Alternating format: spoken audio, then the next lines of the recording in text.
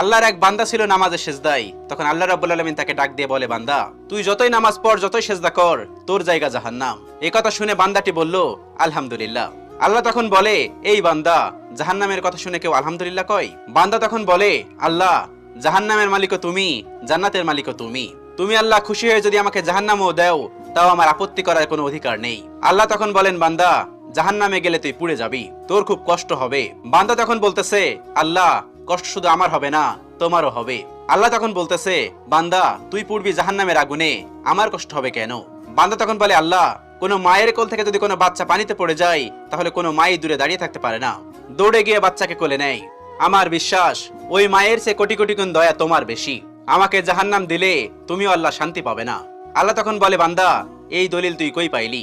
বান্দা তখন বলে, আল্লাহ, আমাদের জাতির পিতা ইব্রাহিম আলাইহিস সালাম তোমার প্রেম মুখে নিয়ে যখন নমরুদের আগুনে পড়ে গেল, তার আগেই তুমি বলে